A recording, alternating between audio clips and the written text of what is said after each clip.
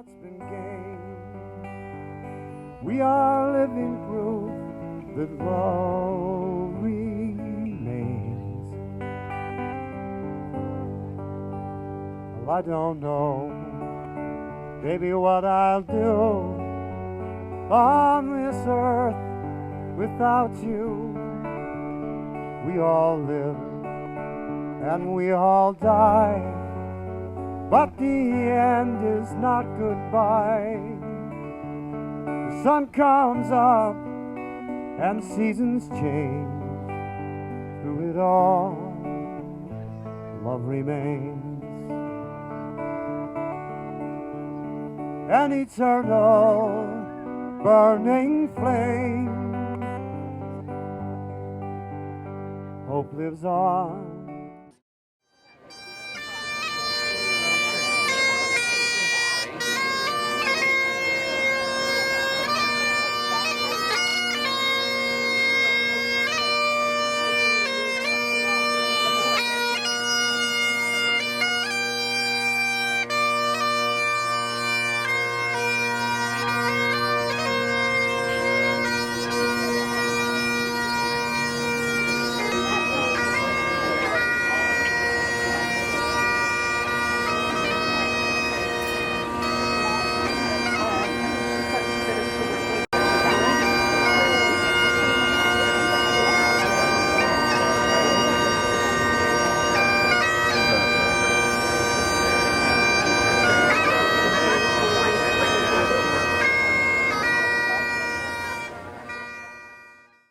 Good morning and welcome to our annual Wall of Honor ceremony at the Celebration of Life Donor Monument.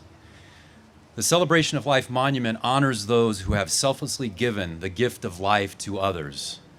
The monument is a tribute to donors and their families, inspiring others to save and enhance lives through donation. This year, we added 576 new donor names to the Wall of Honor. With a total now more than 6,000, to be exact, 6,020 organ, eye, tissue, whole body, and living donor heroes are now on the wall.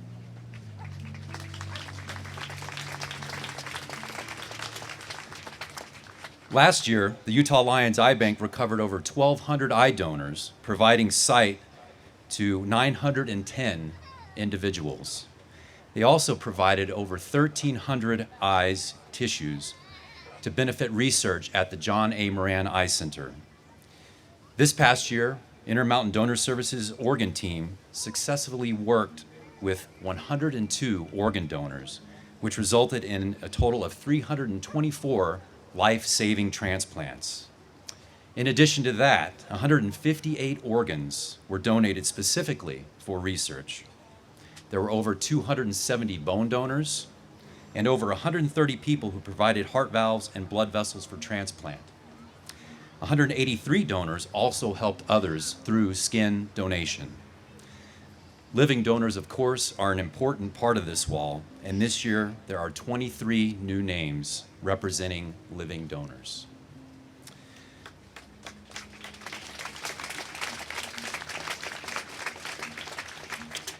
So also being honored today are those who will be advancing science and education through the University of Utah's Anatomy Whole Body program. The Whole Body program received over 240 donors this year. These donors will provide education to 124 medical students, numerous nursing students, more than 80 physical therapy students, over 60 occupational therapy students, and many others in the healthcare profession. Body donors also contribute to dozens of biomedical research projects every year. Now, the speakers we have here this morning have both benefited greatly from someone who has said yes to the gift of life. Our first speaker will be Chris Mitchell. Now, Chris was drawn to the beautiful scenic landscape of Utah, as well as its invigorating outdoor activities, including snowboarding, mountain biking, and apparently longboarding. As a result, Chris has had a few surgeries that have required donated tissue. And so Chris will be sharing his story and telling you about his story and how grateful he is to his donor family. After we listen to Chris's story, we will hear musical selection from Glenn Register. Now, Glenn's wife received a kidney from her brother 11 years ago. He has been providing beautiful music over the years for the ceremony held in honor of those who donated their body for research to the University of Utah's anatomy department. After Glenn's music, we will hear from a heart recipient, Ashley Irvin. Now, Ashley's a 25-year-old woman who has received not one, but 2 heart transplants. She will share her story and about how she beat the odds. After our final music selection, we will have closing remarks from Dee North. Many of you may be familiar with Dee. She is and has been the person who has overseen the building of this Celebration of Life monument and is the caretaker of your loved ones' names. When you see your loved ones' names on the wall, you can thank Dee North for all the time she's put into this very important project. So with that, I'd like to invite Chris Mitchell up so he may share his story.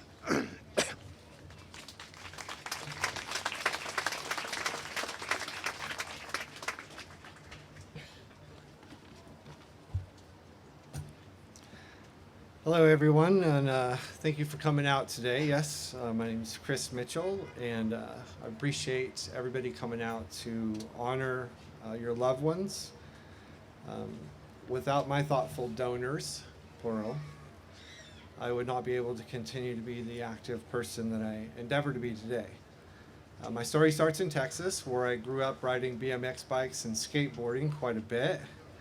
And those passions that were seeded in me as a kid stayed with me as I transitioned later in life to mountain bikes, snowboards, longboards, and golf. Like many, I came to Utah on a vacation and just fell in love with it. That was actually 10 years ago.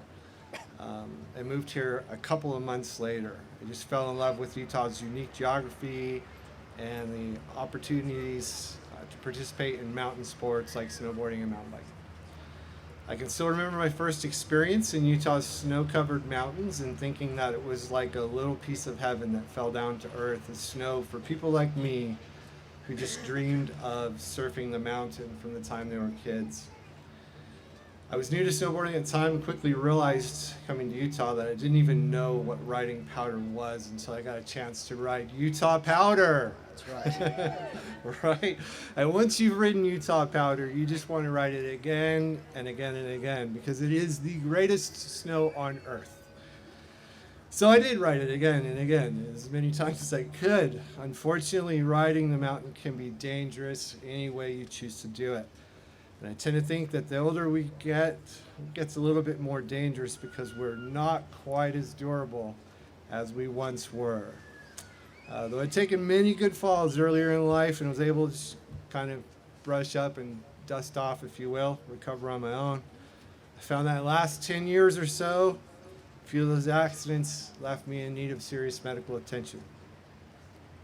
Honestly, it still amazes me that if one of us has an accident, tears or breaks tissues that hold us together, a team of medical professionals can use the tissues so generously given by donors to put us back together again, go about our daily lives.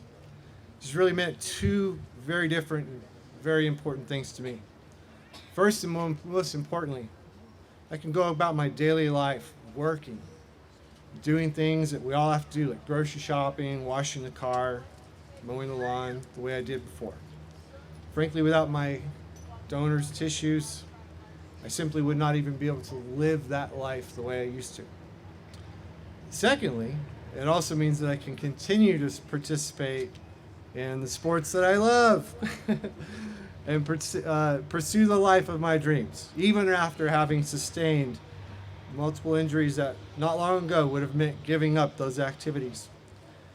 And because I can still participate in sports that I love, I can also share my experiences and teach others about things I've learned along the way, help furthering and expanding the influence of my donors and all of the lives that we've touched along the way.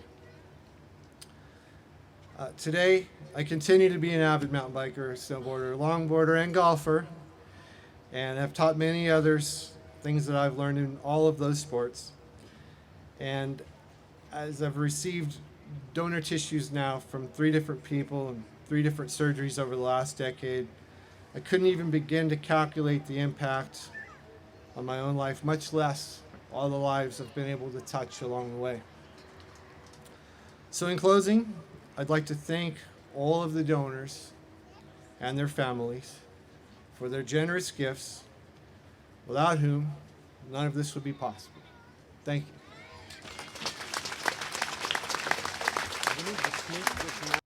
What a great day, huh? All right, this is a Diamond Rio song that was just written for us today. I actually think that.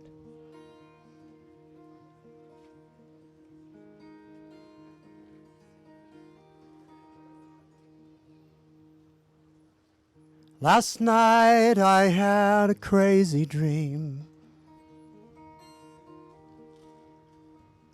A wish was granted just for me. It could be for anything. I didn't ask for money or a mansion in Malibu. I simply wished for one more day with you. One more day, one more time, one more sunset, maybe I'd be satisfied. But then again, I know what it would do. Would leave me wishing still for one more day with you.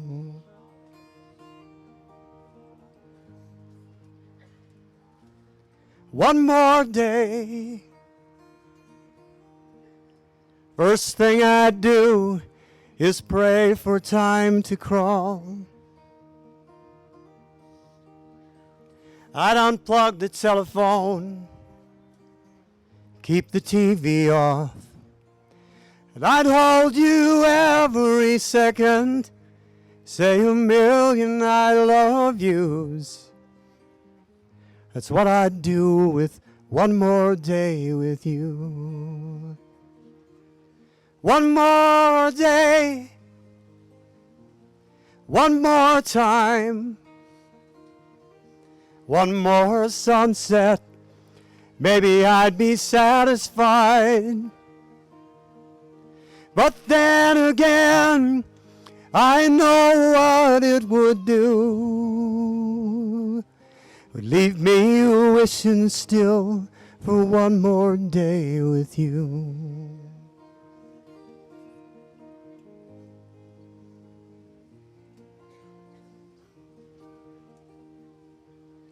One more day,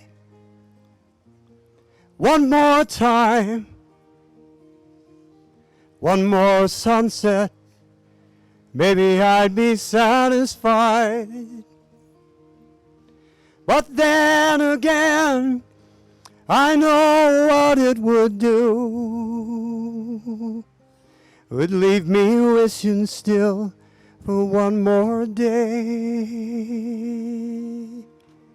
Would leave me wishing still for one more day. Would leave me wishing still for one more day with you.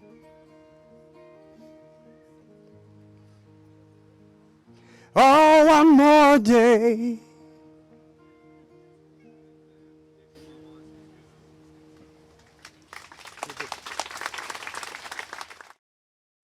I'm Ashley Irvin, and I was born and raised in the Salt Lake City area right here. First off, I would like to thank you all for being here today, because you have touched someone in a way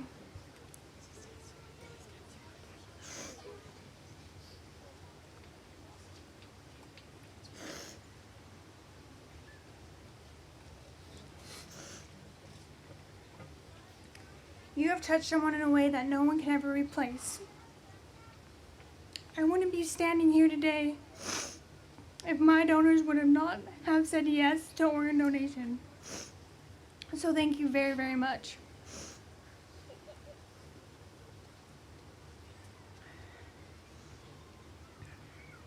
My journey began back in July 2009 while I was training as a soccer player for Idaho State University.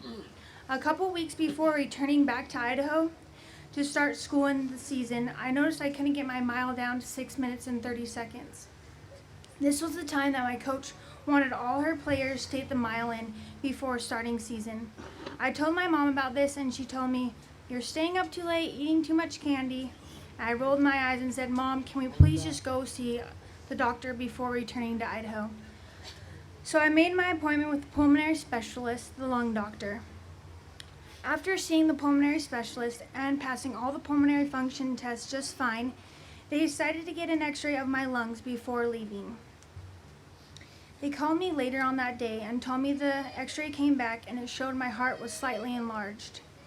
The clinic then scheduled me for an echocardiogram and an ultrasound of your heart the following day. This was when my life took a turn. July 29th, 2009. After the radiologist was done performing my echocardiogram, she told me to sit tight for a moment. A couple moments went by and she came back, but with the doctor. He started asking me questions about how soccer was and how active I was, and I answered all the questions just fine, but in the back of my mind I was thinking, what is he trying to get out of me here? The next thing I noticed, the radiologist grabs the Kleenexes off the desk and sets them by me. She must have seen my frustrations and emotions at that time. The doctor began telling me that soccer wasn't a good idea anymore. I replied, "What do you mean, not a good idea?" "Because your heart's enlarged. In medically terminology, that means you have idiopathic dilated cardiomyopathy." He then explained the condition, telling me that my heart can't keep up with my body. Thanks to the radiologist, by the end of the appointment, I probably used half that Kleenex box. I had only played one season for Idaho State, and I was planning on going back my sophomore year. Because of my new heart problem, I decided to redshirt my sophomore year. I received a pacemaker in January of 2010 in hopes that that would return me out onto the field. Unfortunately, it didn't. I was devastated. My coach wanted me to stay a part of the team and help her coach, but I couldn't be a part of something that I love so much and not be able to physically play. I decided to try moving forward and keep by moving away from the sport that I loved back to Salt Lake City.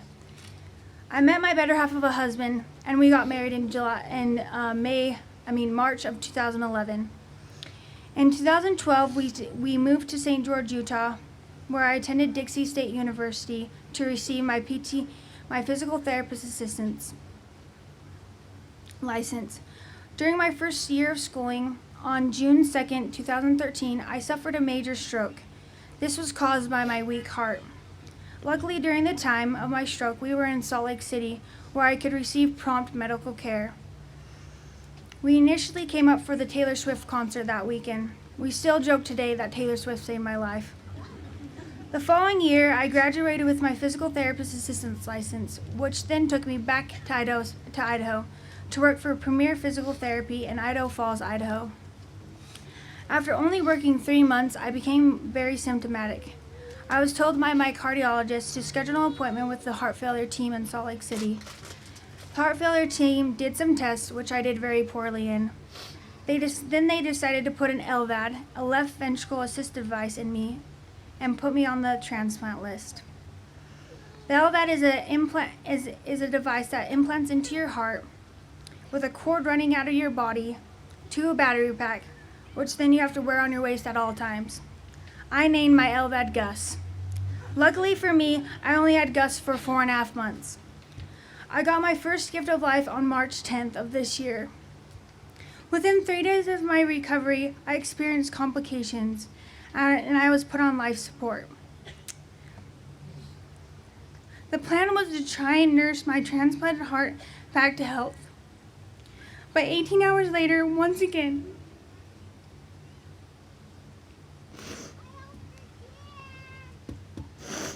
the gift of life was given through a generous donor and their family. Because some family, through their grief, were able to say yes to organ donation, I now enjoy an active lifestyle. I'm able to run, cycle, hike, and do pretty much anything I want to do now. I recently started a job at Altiview Outpatient Orthopedic and Hand Therapy and enjoying life to its fullest. For the future, who knows what's in store? All I know is that it's very, very bright. In April of this year, I wrote a letter of thanks to my donor families. Since then, I've exchanged a few letters with my donor's father. He was so happy to hear that his daughter's heart went to a young lady like me, and that I'm getting to do things that I thought I would never do again. I realize that many of you never hear from their recipients, but I want you to know that we are all incredibly grateful and in awe of receiving this life-saving gift. Thank you very much.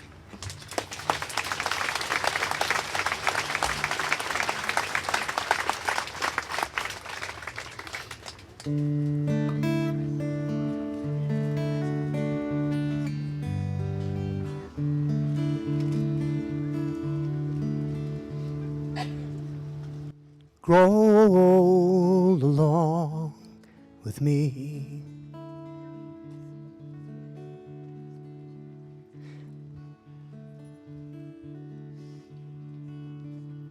The best is yet to be. When our time has come, we will be as one. God bless our love. God bless our love.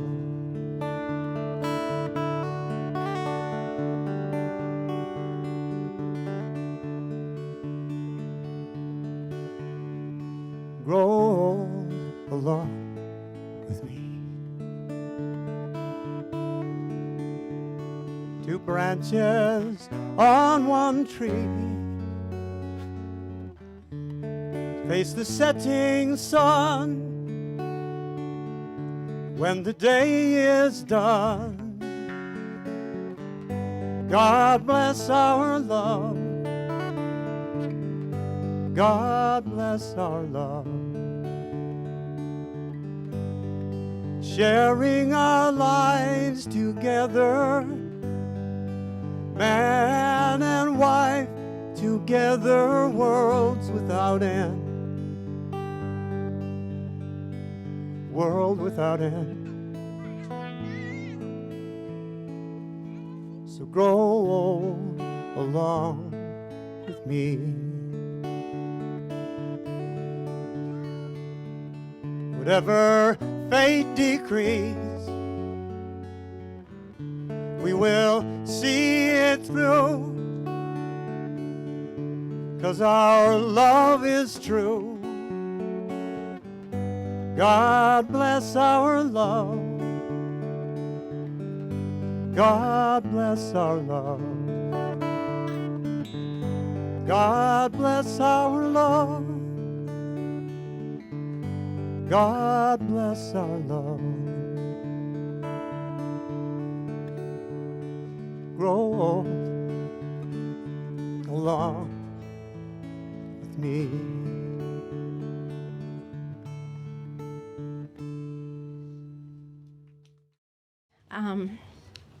This is an emotional time for me because this has been my baby for over 10 years, this ceremony. And each of those over 6,000 names that have been put on the wall have touched my heart. And I have a special love for those people, as I do for each of you, because through your emails, through your phone calls, you've helped talk me through that. Hopefully, and I've prayed and hoped that these names have been put on and spelled correctly the way that you would like them to. And I thank you for that. This has been a wonderful program. And of course, Glenn, your music was awesome, as it was last year. And I have to thank Chris Thurman, the bagpiper. I'm so glad you're back this year, Your songs are beautiful, and we love having you here with us, and thank you for supporting us at this ceremony. It's been a remarkable 14 years working with the organ donor community and with donor families. You've truly touched my life. I love all of the great people that I've met. There's no finer people that are on this earth than you people and the people in the organ donor community. I've worked especially close with the Utah's Donate Life Coalition and the Chris Hanna and the Utah Lions Eye Bank, and of course, Tracy Schmidt and all the wonderful people at Intermountain Donor Services. And I want to thank you, donor families, for your support. The monument will always hold a very special place in my heart. There's just a couple things that I'd like for you to know. If you do not have the location of your loved one's name, then please see a volunteer that has this little badge on them, and they can help you. Each glass panel has a number at the base of the wall. And the new names, I know this is hard because you're all grouped, but the new names have all been placed on panels 2 and 19. So the walls start on the east side, panel 1, and so the next one would be panel 2, and it goes clear down to the end to 20 panels. So the other new names will be on panel 19, which is at the end. Okay, please be aware too that there's 2 hours free parking at the meters on Saturday. And if you want to stay longer than that, you will need to move your car. As Karen said, we've had people towed. My husband's tried to save you from that, but please be aware that you need to follow the city's guidelines on the parking. I hope that you've enjoyed your time here today in this special place, and I hope that you'll come back often and enjoy this beautiful monument. Thank you. Simply wish for one more day with you. One more day, one more time, one more sunset, maybe I'd be satisfied. But then again, I know what it would do. Would leave me wishing still for one more day.